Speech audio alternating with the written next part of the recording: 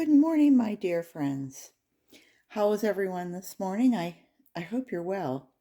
Uh, I wanted to show you what I feed the worms. And uh, in the beginning, when I started this in 2009 with my can of worms, I really just fed them the scraps from our kitchen and eggshell that I would put through the blender and or through a chopper, and it kind of came out very rough. And so my castings, when they came out, they looked lovely, but if I left them on the top of the soil and I would just kind of like chop, chop, chop and scratch them in, they would get really hard because the eggshells would almost reharden and would not incorporate as well into the soil. So now I actually pulverize them in my coffee grinder, and I'm sure most of you either have a coffee grinder or what is it, a mortar and pestle, where you're grinding your herbs. You could use the same thing. But anyway, we're all getting into the chows, like the Purina dog chow, Purina cat chow. Well, whoever has worm chow. And I've noticed different channels and sites are actually making their own chow, and it sounds like a mystery.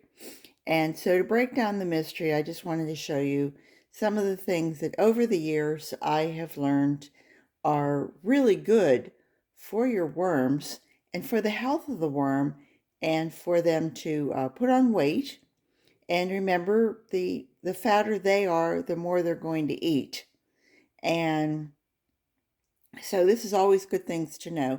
And I've done similar videos before, and I'm sure there are hundreds of people out there doing these videos. But until you're interested in having your own worms, you're not going to listen. Isn't that true? Until it affects you, you're not really going to hone in on it and go, oh wait, I'm getting worms this week. I'd better listen to this. So let me just go over this with you. Some of the things that I started using really over the past couple years. One of them is oats. It doesn't have to be Quaker's oats, but and you can either use the oats like this, or you can grind them up and make a powder out of them, or you could cook them and give them to the worms that way. Of course, let them cool first. Don't give them a bowl of hot oats, or you'll burn the little babies. But here they are. I haven't ground them up yet, and I just had my grinder on, and then I went ahead and washed it, and I realized that I can't grind this in front of you, but I'm sure you all know what a grinder is, and I'm sure you all know what it sounds like. And this is the cornmeal, and this is the bag of cornmeal that I get. Actually, I was hoping to get a small one, and I sent Rick to the grocery store, and with the pandemic and food scare and everything, the only thing that he could find was this large 5-pound bag, which will keep me going for years. But this was, we already had this, and I didn't realize it. This is the coarse ground, and I think you can see how coarse that is. I'm not sure if the worms could actually use that, if that would be more of a grit for them, but I might put that through the grinder as well. Okay, so you have oatmeal is a good bulk up. So is the cornmeal. And this is the eggshells that have already been pulverized. So that's really nice. That really adds, and you could add those three together and just sprinkle it on. Here's another tip is birdseed. Now, if you have birds and you're feeding them outside, you know that birds just, they throw it here, they throw it there, they throw it everywhere. If you have inside birds and you have paper on the bottom of their cage, why not, and it's newspaper. I don't mean that it's something fancy, or I don't know if the worms could take that in, but say you have newspaper and you have bird droppings, and you have the hulls, you could probably put that in your worm bin, and they would take that in, and either that or else put it in your compost pile. That, I think that would be a winner.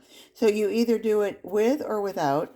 I would definitely put these through the grinder.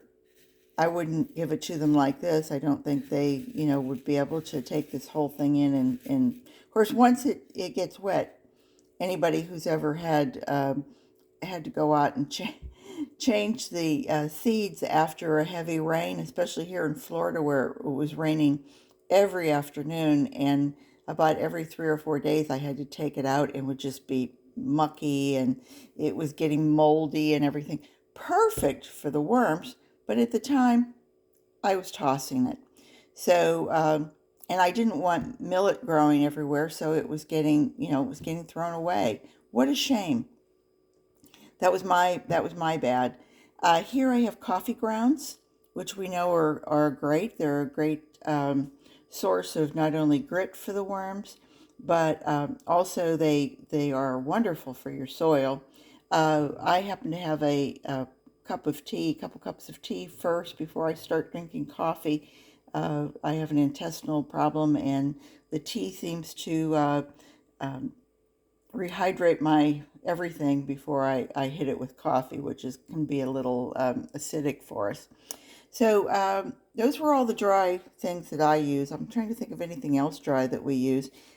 Cereal. If you have kids and you have the opportunity that cereal is getting stale, you can throw that in because obviously this is cereal. But I'm not sure about sugary cereals. I don't think they're good for us, and I don't think they're good for the worms. I started making, instead of giving my worms all of the kitchen scraps uh, just straight off the table or straight out of the kitchen, I've started freezing them, and figure that when they do break down, I could either make a smoothie out of it and really make it easy on them, or once they freeze, anything that any bacteria or what have you really kind of doesn't have a good growing medium. But this also softens things. But just as a little treat, little joke here, I mean, let's be honest, we're all giving ourselves a hobby.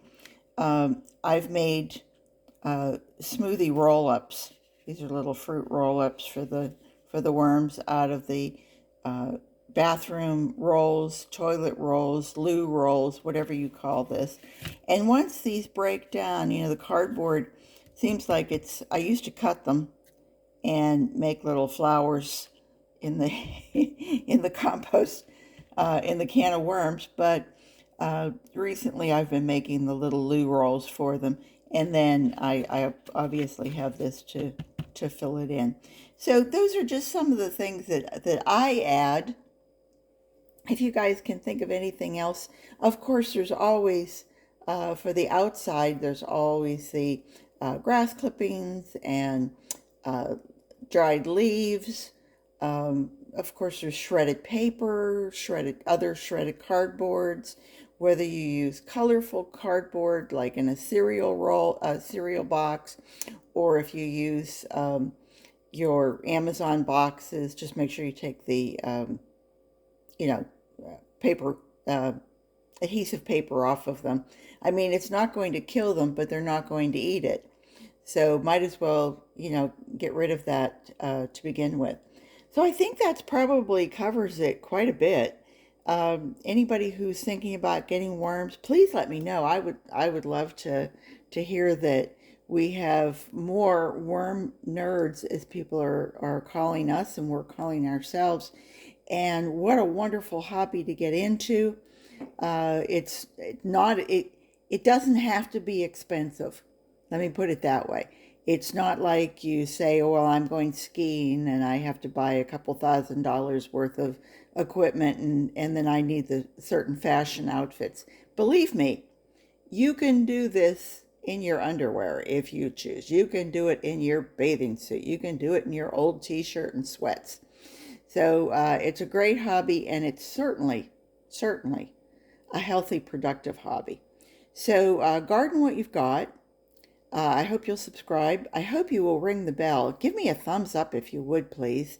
That seems to be the thing that so many people forget on so many sites is YouTube likes to see that you got a thumbs up. So I would truly, truly appreciate it. I hope you'll come back and see me again soon. Take care, everybody, and have a great weekend. Bye-bye.